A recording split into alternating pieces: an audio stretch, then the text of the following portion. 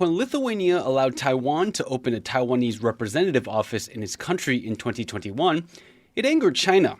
Beijing sees Taiwan as part of its territory and puts pressure on countries and even private companies that even imply Taiwan is a separate entity. PRC was not only threatening and pressuring Lithuania, they were actually applying the unannounced sanctions on Lithuania economically. They denied them, but the result was absolutely obvious. But Lithuania did not relent, insisting on its right to interact with Taiwan. We have a foreign policy course, we're trying to follow it. If China has a problem with that, well, we can choose how it reacts. Lithuanian lawmakers Dovile Šakalienė and Arūnas Valinskas may come from different sides of the country's political spectrum, but they're both in the Lithuanian Parliamentary Taiwan Friendship Group, a sign that Taiwan enjoys bipartisan support. And they say Lithuania is in it for the long run. Sustaining our friendship with Taiwan, expanding our relationship with Taiwan, and supporting you. We are in the democracy club, and this is non-negotiable. I would say that the public sentiment is overwhelmingly favorable towards deeper connection with Taiwan.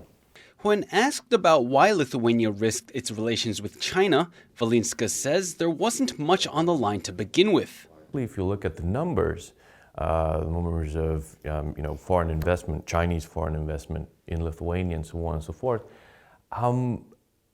it wasn't that much that we actually had to risk.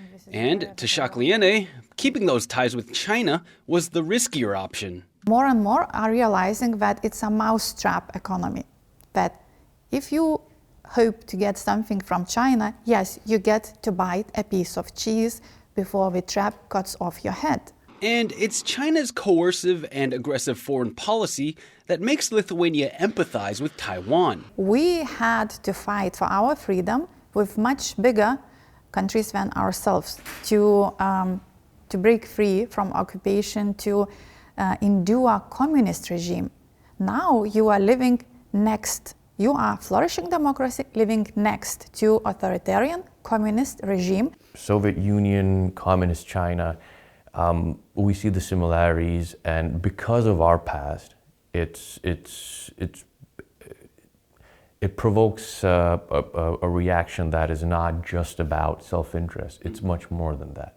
But it looks like Lithuania won't have to choose between Taiwan and China, because their resolve is starting to make a difference.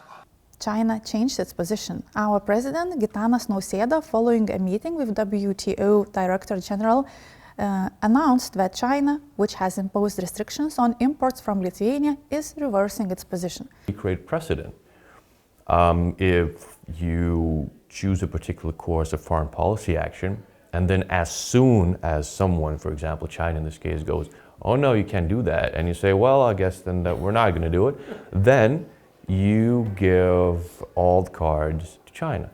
Lithuanian political leaders like Šakalienė and Valinskas have stood by Taiwan despite sanctions and punishment from China.